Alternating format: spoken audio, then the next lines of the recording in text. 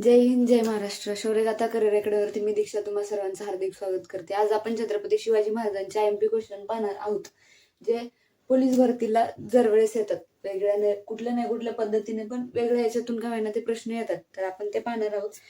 ते पाहण्याच्या आधी प्रत्येकाच्या मनामध्ये छत्रपती शिवाजी महाराजांची राजमुद्रा कोरलेली आहे, ती आपण थोडक्यात ऐकूया. प्रतिभचंद्र लेखे वरद विष्णू वंदिता शहासूनो शिवशेषा मुद्रा भद्राय राजते. ही छत्रपती शिवाजी महाराजांची राजमुद्रा आहे, जी प्रत्येकाच्या मनामध्ये कोरलेली आहे. तर आपण एमपी क्वेश्चन पाहू. पहिला प्रश्न, छत्रपती शिवाजी महाराजांचा जन्म कधी झाला? 1625, 1630, 1635 का 1640? तर त्यांचा 1630 ला जन्म झाला, शिवनेरी किल्ल्यावरती. दुसरा प्रश्न, छत्रपती शिवाजी महाराजांचा राज्याभिषेक कधी झाला? 1670, 1674, 1676 का 1680? तर त्यांचा राज्याभिषेक झाला 1674 ला. गागा भट्ट यांनी त्यांचा राज्याभिषेक केलेला आहे. इसवी सन 1872 ते 1880 या काळात मराठा साम्राज्याची राजधानी कोणती होती? राजगड, रायगड, प्रतापगड का पन्हाळा? तर आपलं उत्तर आहे राजगड.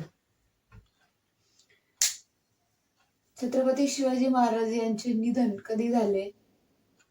1678, 1679, 1680 का 1681? तर त्यांचं निधन झालं 1680 ला. आता आपण त्यांनी काही महत्वाच्या लढाया लढलेल्या आहेत त्या पण पाहूया. खरं तर असं म्हणतात की छत्रपती शिवाजी महाराजांनी त्यांनी 50च्या वरती छोट्या मोठ्या लढाया केलेल्या आहेत आणि त्या जिंकलेल्या देखील आहेत.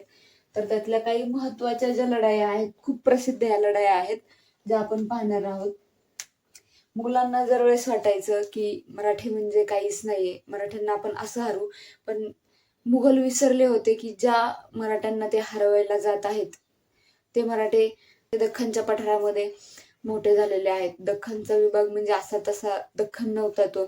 खूप मोठे धबधबे, मोठमोठ्या दऱ्या, जंगल, अशातून रस्ते कसे काढायचे फक्त मराठ्यांनाच माहित होतं. डायरेक्ट लगेच जाऊन युद्ध करणं असं नव्हतं. गनिमी कावा केला, त्याच्यामुळं खूप मुघल घाबरायचे. आणि त्यातली त्यात जगदंबा म्हणजे छत्रपती शिवाजी महाराजांच्या मातोश्री जिजामाता, जगदंबाला घाबरणारी मुघलं खूप होती. त्यांचं नाव जरी काढलं तरी मुघलं पळून जायचे. तर पहिली लढाई पाहू आपण. प्रतापगडची जी लढाई आहे, अफजल खानाचा वध झाला याच्यामध्ये 1659 ला. एवढा मोठा अफजल खान, त्यांनी अनेक मंदिरे उद्ध्वस्त केली. येताना कितीतरी लोकांना तो कापायचा, एवढा त्रास दिला त्यांनी. आणि प्रतापगडाच्या पायथ्याशी तो येऊन ज्यावेळेस बसला त्यावेळेस त्याच्याबरोबर एक मीटिंग म्हणजे एक बैठक बसवण्यात आली. त्यात त्यांनी महाराजांना मारण्याचा बेत आखला होता आणि महाराजांनी त्याला, पण एवढा मोठा अफजल खान फक्त 5 मिनिटात फाडला महाराजांनी. किती? फक्त 5 मिनिटात. असा तसा नाही, 5 मिनिटात कार्यक्रम करून टाकला महाराजांनी 1659 ला. पावनखिंडची लढाई 1660 ला. पन्हाळ्याचा वेढा सिद्दी जोहर आणि यांनी टाकला होता व बाजी प्रभू देशपांडे यांचे घोडखिंडीत म्हणजेच पावनखिंडीत निधन झाले. ही खूप मोठा पन्हाळ्याचा वेढा होता. सिद्दी जोहर हा वेढा टाकण्यामध्ये खूप मोठी त्याची पकड होती. खूप महिने हा वेढा होता. बाजीप्रभू ज्यावेळेस महाराज पन्हाळ्याच्या वेढ्यातून निसटले त्यावेळेस बाजीप्रभू देशपांडे व त्यांचे मावळे यांनी गनिमांना अडवून रोखून धरलं होतं. त्यात बाजीप्रभू देशपांडे हे वीर गतीस प्राप्त झाले, पण त्यांनी पन्हाळ्याच्या वेढ्यातून महाराजांना पुढे जाऊन दिलं. शाहिस्तेखानावर हल्ला 1663 ला. संध्याकाळच्या वेळेस शिवाजी महाराजांनी अचानक हल्ला केला आणि यात शाहिस्तेखानाची बोटे छाटली गेली. लाल महालामध्ये हा शाहिस्तेखान बसला होता. तर त्याला तिथे जाऊन महाराजांनी चांगला त्याचाही कार्यक्रम वाजला. त्याच्यामुळं मुघल मराठ्यांना कमी समजायचे, ह्यात त्यांची चूक झाली. जर वेळेस ऐन वेळेला लास्टला चांगल्या प्रकारे ठोकून दिलं मराठ्यांनी पण.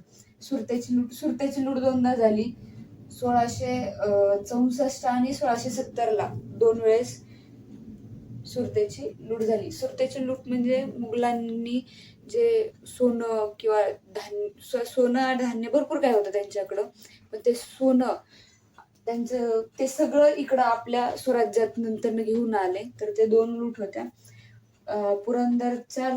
पुरंदरची लढाई आहे 1665ला.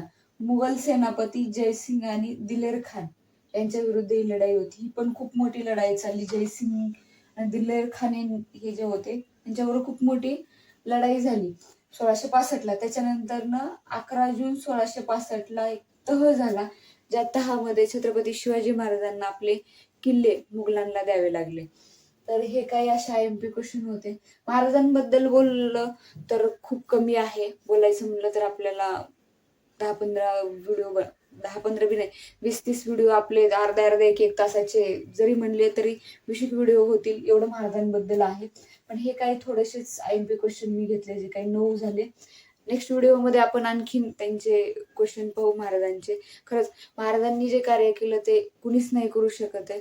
त्याच्यामुळं एक गोष्ट लक्षात ठेवायला आपणही पाहिजे, संघर्ष कुणाच्याही वाटेला येतो, कसाही येतो, म्हणा की तो वेगवेगळ्या प्रकारे असतो, पण संघर्ष हा प्रत्येकालाच असतो. आपल्याला एक मराठीला प्रश्न पण येतो, जगी सर्व सुखी असा कोण, तर वर्तमानात आपलं उत्तर येतं. तर खरंच जगात असं कुणी सुखी नाहीये की ज्याला संघर्षच नाही, तो आरामदायी आहे, असं काही नाही. संघर्ष केला तर आपल्याला लोक ओळखतात. आपण काहीतरी संघर्षातून काहीतरी निर्माण केलं, काहीतरी आपल्याला मिळालं तरच आपण हे केलं. जर महाराज पण म्हणले असते, नाही माझ्याच्याने होत नाही, मला करायचंच नाहीये, आहे तर मी आपलं मुघलांची इथं कुठंतरी चाकरी करतो, हे जर झालं असतं तर आपल्याला पण इतिहास थोडा आपला वेगळा झाला असता.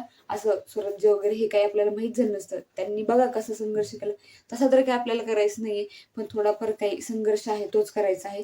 थोडे दिवस आहे, नंतर यश भेटल्यावरती संघर्ष जास्त करायची गरज लागत नाही.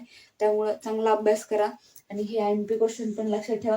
काही नाही, IMP क्वेश्चन मध्ये कुठलेही कसंही प्रश्न विचारू द्या, फक्त ह्या तारखा जर माहीत असल्या, 1630, 1674 रायगड, 1680, 1659, 1660, 1663, 1670, 1664, 1665, हे जरी तारखा लक्षात ठेवल्या डेट, तरी पण लक्षात राहतं. फक्त कुठल्या डेटला काही झालं काही नाही झालं ते हे. आणि हा सगळ्यात महत्वाचा आणखीन एक प्रश्न आहे, तो म्हणजे छत्रपती शिवाजी महाराजांचं शिवाजी हे नाव, त्यांची जी देवी आहे शिवाई देवी, यांच्या नावावरून छत्रपती शिवाजी महाराज यांचे नाव ठेवण्यात आले होते शिवनेरीवरती. तर हे असे IMP प्रश्न होते. तर हे आपले संपलेले आहेत.